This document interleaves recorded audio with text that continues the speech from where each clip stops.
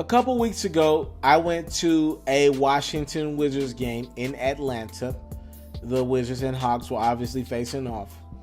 And it was the Wizards' first game after playing the Boston Celtics on Christmas Day.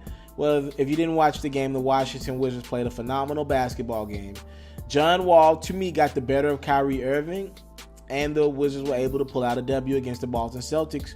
A lot of people believe the Boston Celtics will be a contender in the Eastern Conference this time around.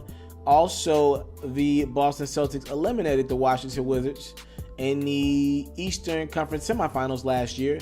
Although this is a completely different basketball team, with Kyrie Irving now being the Boston Celtics top guy instead of Isaiah Thomas, you got to think as a Wizards fan, it just got to feel good for the psyche to beat this team that beat you in the playoffs last year. Now, the Wizards got the win against Boston, and I was like, you know what? Sometimes it's not about these guys playing in the big games against the Wizards, or against the Celtics rather.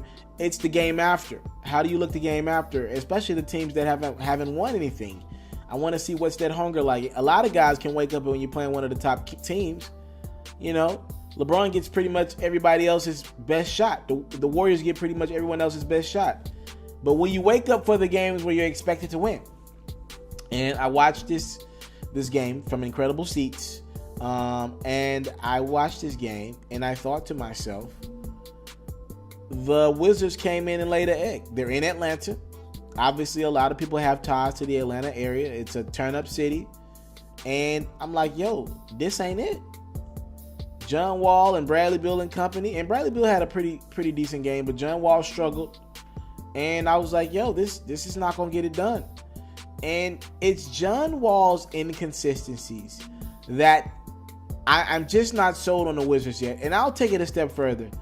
I'm not 100% sure if John Wall can be the number one guy on a team looking to contend for a championship. I do believe Bradley Beal could be the number 2 guy. I believe Wall could be the number 2 guy. I definitely know Beal could be the number 3 guy. But I'm not sure if John Wall could definitively be the number 1 guy on a team that's going to compete for championships. Now, that would leave only a few guys out there that could be the one. Maybe you're looking at a Paul George this offseason. Maybe you're trying to trade Otto Porter Jr., maybe trying to trade Kelly Oubre, a young talent. But like I said, John Wall's inconsistencies have made me, it's just sometimes he goes through stretches where he looks like a top 3 point guard, and in other stretches you're like, yo, this ain't it. His inconsistencies have made me think long and hard about if he could be the number 1 guy, and I'm not sure if he could be the number 1 guy on a team that's contending for championships. I'm not sure. He's still very young.